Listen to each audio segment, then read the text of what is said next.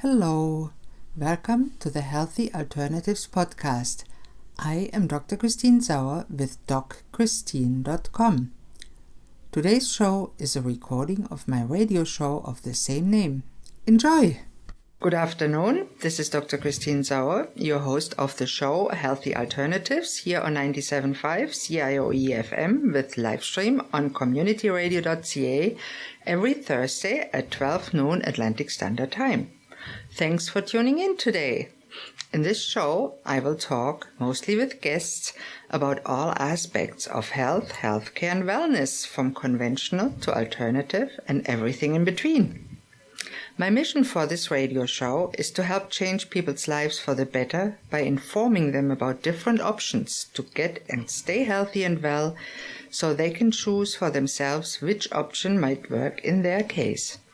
And if you feel you're stuck in a dark place, I want to tell you, don't give up. There's a light at the end of the tunnel for you too.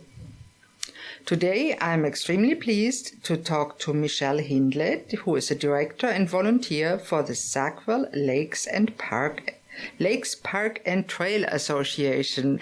Welcome to the show, Michelle. Thank you for having me. And that is interesting because, as some listeners might not know, because of course they listen on the podcast or worldwide on the web, this radio station is volunteer run too, and it is in Lower Sackville, where you are located and where the Lakes Park and Trail Association is located. And I must say, I live in Middle Sackville for 14 years and I don't know much about it. So I'm really curious to hear how people can improve their health by walking the beautiful trails of Sackville, Nova Scotia. Great. Yeah. So tell us a little bit about yourself and how did you end up in Sackville and end up being volunteering for the Sackville Lakes Park and Trail Association? So I've been living in Sackville since 1973. Family moved here and married my wife from Dartmouth, and we actually ended up living in our family home and have been there ever since. In terms of how I got involved in the association, is I like outdoors. I like doing outdoor activities and like to ski and hike and golf and do things and stay active, as much active as I can. The association was one that interested me because we have this beautiful park in our backyard. A lot of people don't even know about it. One of the things I tell people, did you know that the Sackville Lakes Park is 3 times larger than Point Pleasant Park? Wow, I am sure most people don't unless they are born and grown up in Lower Sackville. Right. And as you know, there's many new subdivisions and many people move in our area, or they drive through on their way from the valley to Halifax. Why not stop and have some nice fresh air? Mm-hmm. Yeah. Tell us a little bit about what it is. Yeah. So the park itself has a little bit of a history. I'll give you a brief history on it. Originally back 20 years ago, that whole area was slated for housing development. And at that particular time, a lot of the community groups got together and they lobbied the government. And the government of the day decided to turn it from Department of Urban Housing to Department of Lands and Forests. Hey, super. And the park was officially, it's the newest park in Nova Scotia. It was officially made a provincial park, 5 years ago. So it's fairly new, but it's been there. And anybody who's grown up in Sackville knows that you could go back there and go down to the lake. It used to be watershed area for Second Lake used to be the watershed for this area, and people would go back there hiking or just to get out and enjoy themselves. So since then, the park itself is the land is owned by the province of Nova Scotia, but the association, the volunteer association, has worked hard over the past 20 years and developed a trail network in the park.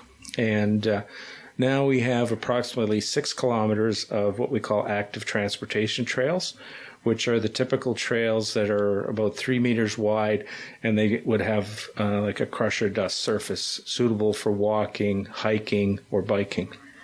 Okay, are ATVs allowed in there? No. Good. Because really they annoy many people and they can be dangerous if somebody's walking or even bicycling and they come there flying around the corner there.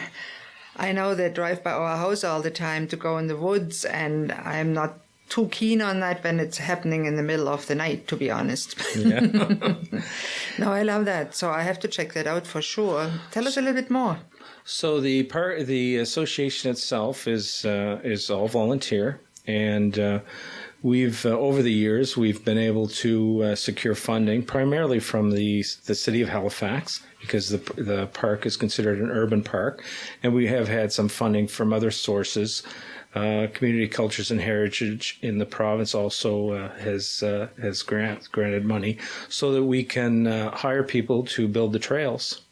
So it's been a process. It's gone in phases, and pretty well the whole east of the park now you can go all the way. You can join in the park. You can come into at the end of Armcrest Drive. There's an entry trailhead there. You can also come in at the top of Metropolitan Avenue, or the main entryway for the park is where a parking lot was built. And there's washrooms, and that's quite busy. That's really the hub of it. So you can enter from three different areas. Where's that main entrance? It's on First Lake Drive. If you go down First Lake Drive, almost to Cobequid, you'll see the park sign on the left, and there's parking.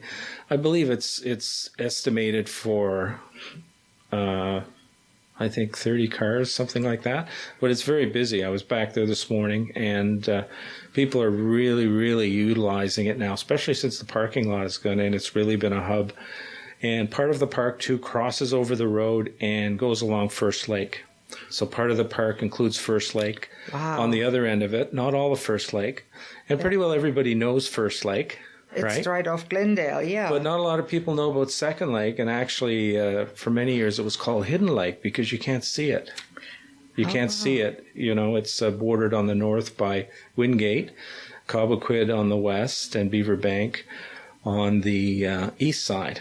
That big? And then the residential area borders it all along the south side. Oh, okay. So there's many access points to it. The west side of the park has not been developed, although a lot of people have actually created their own wilderness hiking trails. There's quite a network of hiking trails back there too, which are undiscovered. And some people prefer to just go for a walk with their dog or their family on a nice paved trail.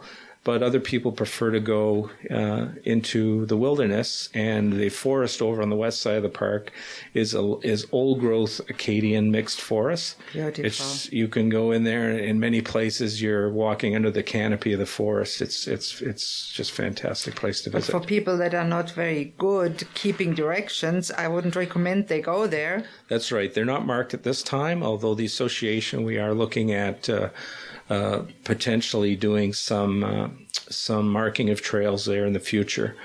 But you can go all the way from the parking lot to Armcrest Drive, and you can do a loop. It's about 6 kilometers one way and come back. So many people, especially older people, are a little bit handicapped, have maybe a cane or walk or even wheelchair bound. Can they use the trails? Yes, the slope of the park is generally described as relatively easy. There's some small hills in it, but and there's one section of the new trail they put in, the White Pine Trail, which goes from Eddie LeBlanc Field to the parking lot, is fairly flat, and it just meanders parallel to First Lake Drive. So it's about 800 meters. It's just a short, but it enables people to come from where the end of the sidewalk is in the urban area and get access right into the park without having to walk on the road there. That is really, really good. So even if somebody's not used to walking or hiking, they can start just with an 800-meter trail. Is that right? Yes. So that's nice, because some people say, oh my God, 6 kilometers, that's way too much for me where I have hip problems, knee problems, or whatever. Yeah, the main trail from the parking area is called the Great Oak Trail, and it does a loop and comes back. And then when you get down by the lake, there's all kinds of benches along the way where people can sit and rest. and enjoy nature. And once you get down to the lakes, what they call the Lakeside Trail, goes from there all the way down, follows the lake. You can see the lake pretty well to the bottom of Metropolitan Avenue and out to Armcrest. And there is an entry node coming from Armcrest too now. So there's a little bit for everybody, if you wanted to do a long hike or a short hike. You see a lot of people in there with their dogs or with their children or strollers. And we're finding it's being used more and more and more, which is good because... Now, I assume, is there off-leash areas or are the dogs always on the leash? Everything in the park, you have to have your pets on a leash. And that makes sense because many people are afraid of big dogs and don't know how they react to strangers. That's true. And whenever you go into one of the entry areas, there's places to get doggy bags to clean up after your pets, and there's trash cans. And most people I notice actually do it nowadays, which is a big success because I remember when I was in Germany, every day I found little puddles, and puddles is not so bad, but the little mounds in front of our driveway, and that was a nuisance. Yes, for sure. So I really like that law, and when we take out our dogs, there's always a plastic baggie in our pocket because I think it's just reasonable. Yes, for sure. And a responsible dog owner is no nuisance. Yes, dogs are generally friendly, but they can be unpredictable at times and respond differently to different people. But getting back to the trail aspect of it, if you've never been there, I would recommend anybody to just go, and you won't believe, especially if you live, in the area in Sackville here. You don't have to go very far into the park where you're in a park and you're not. It's hard to believe that it's a wilderness, right? It's a hidden, I call it a hidden gem in our community here. And not only do you have the benefits of being able to get some exercise, you also have the benefits of the mental benefits, enjoying nature, and there's over 200 species of plants in the park, and there's always wildlife. There's all kinds of different wildlife. So that's really a good point to end our first half, and we'll talk more about all those benefits in the second half. Okay.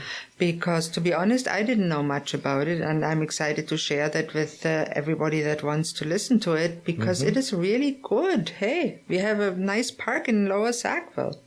Yes. And this brings us to the end of the first half of today's broadcast here on 97.5 CIOE FM Community Radio. Please tune in after the commercial break for more about the Sackville Lakes Park and Trail Association with Michelle Hindley. Thank you.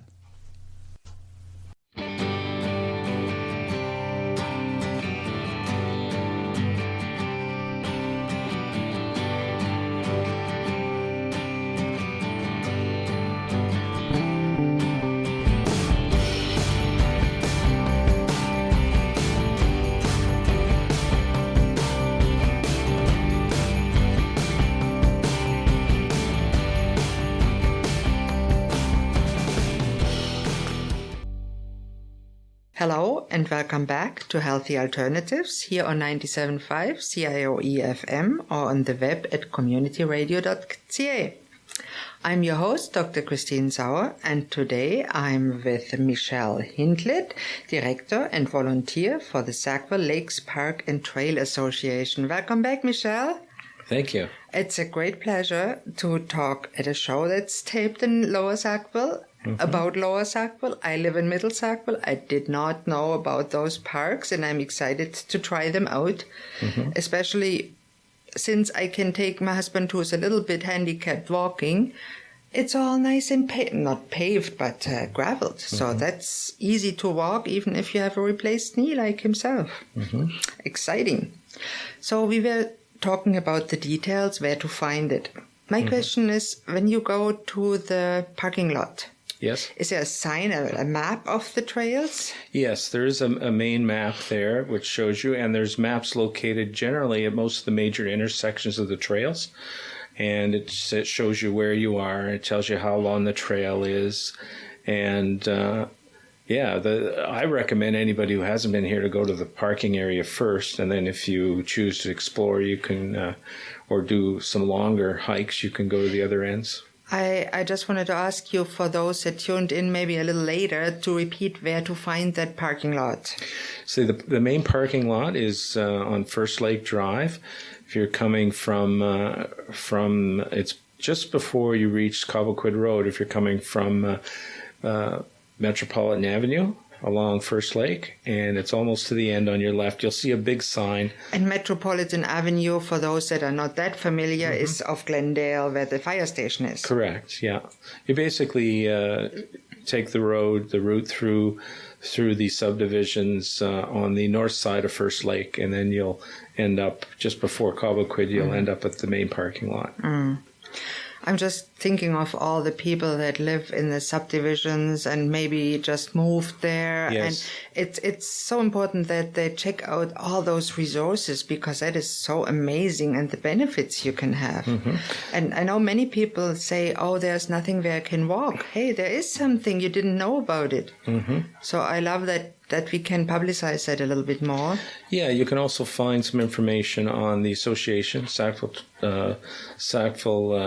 Lakes Park and Trail Association, or just Sackville Lakes Provincial Park on the web. There's two different websites you can go to. And there's on the Sackville Lakes site, it has a lot of information about the trails, and so a lot of pictures, and there's a history too, a lot of details about the history of the park. And so what again is the web address where they can look?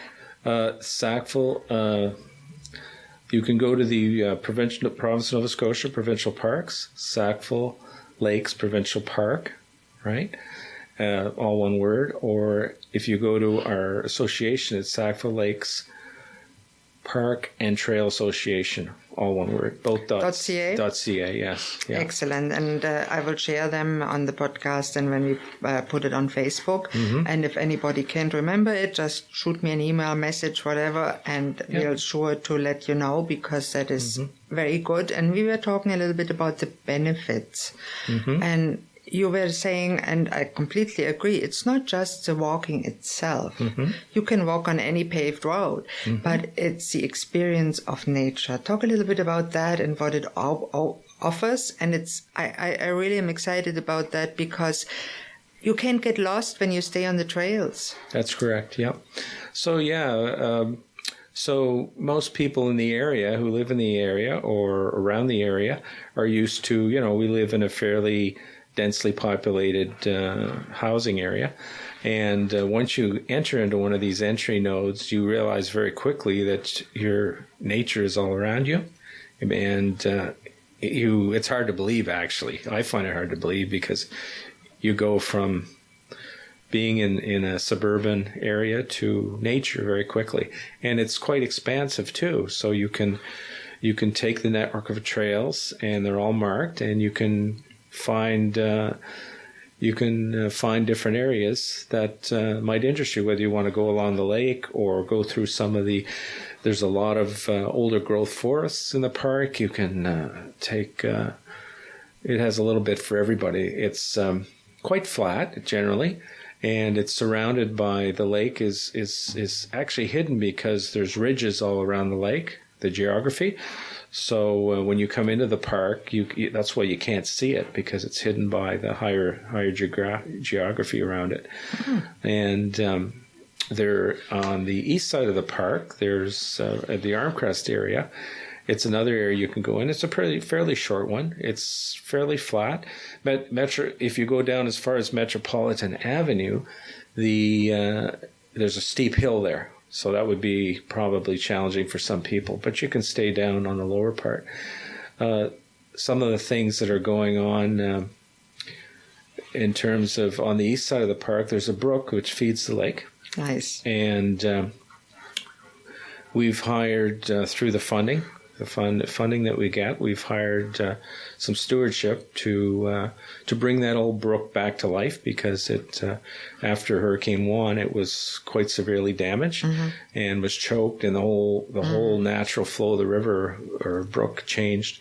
So they just finished doing the second year restoration. We hired the Sackville Rivers Association to do that work for us, and what they're doing is clearing out the choke points and trying to bring the river back to working on ponds and that, to bring it back to its more natural state, and hopefully so that fish will start to move back up into the brook. That would be nice. Yeah. And many people just enjoy sitting by the water and listening to it rustle by. That's right, yeah. That's nice. And it's not quite as nice as being on the ocean and seeing the waves, but it's nearly, and for some people, the woods is actually more calming than the ocean. The water quality of the lake, I describe it as pristine, right? It's there's very little development. There's a few houses on the north side of the lake, private property, but the quality of the water is very clean. You can swim in it. If you wanted to, you are allowed to canoe in it, but you'd have to walk in, portage in. There's no boat access in there right now. So it's kept, people have to really walk in or bike in to get there. So it's kept all the development to a minimum. The only development really is the trails themselves. There's no washrooms inside. There's no other facilities except for the main entryway. So that's a really nice way nowadays to get exposure for the kids in a safe way to nature without going too far. That's right. Home. And that's really exciting. What are your plans for the future? Well, we're actually meeting in a couple weeks, and we're going to, on the east side of the park, the plan was a small section of the park goes over to Beaver Bank Road, and one of the areas that they're looking at is the old rail line is currently being leased, and there's a lot of discussions at all levels of government to perhaps have that, hopefully have that land turned over to the public so we can continue that trail system, and that trail system would eventually join up with the Sackville Greenway, which is under construction, and go right up to Beaver Bank. So, wow, that would be exciting. So on the west side of the park, we're looking at some of these wilderness trails and consider some sort of marking or something.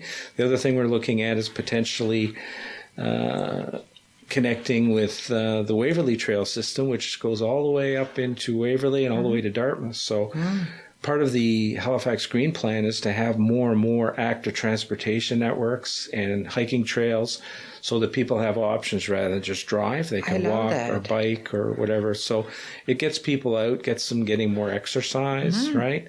And, rather than drive somewhere. Have fun with it. That's right. A suggestion, what I know from German trails, sometimes they put signs on the tree. This is an oak tree. An oak tree, and some educational thing about it. Or on other trails, they put some sports equipment out, say a tree trunk, and then they put a sign up how to exercise, like jump across. For kids, it's perfect. Yes. And that would be a suggestion for the future, to add something like that, to have for the kids some place to go to and have fun, and at the same time experience nature instead of just exercising their thumbs. Yes.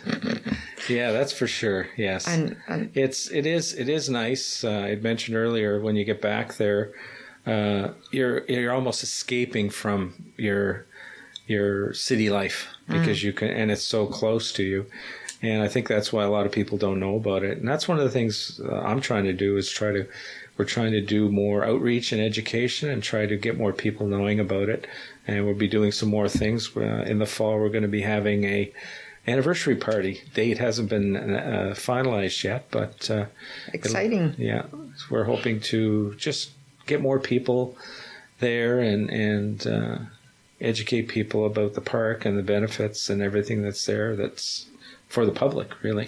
Wonderful. Well, Michel, that brings us to the end of the show. Thank you so much for being there today. Thank you for having me again. Of course, it was a pleasure to talk about a local topic for a change that is health related, because we all need more exercise. Most of us do. And if anybody of you who is listening has any questions, Don't hesitate to contact me with any questions, thoughts, comments, suggestions. My email here is christine@communityradio.ca, or you can contact me through my website, drchristine.com. And I'm always grateful for feedback. I also want to extend a special thank you to today's producer, Seth Glasgow. Thanks, young man. You might not know this, but this is also a volunteer-run non-profit radio station, and we even have an art gallery. If you're local, you would like to drop in, we are at 11 Glendale Avenue, Lower Sackville. Thank you all for listening to Healthy Alternatives. I'm your host, Dr. Christine Sauer. Tune in next Thursday at noon on 97.5 CIOE FM, community radio with live stream on communityradio.ca. Goodbye and have a great day.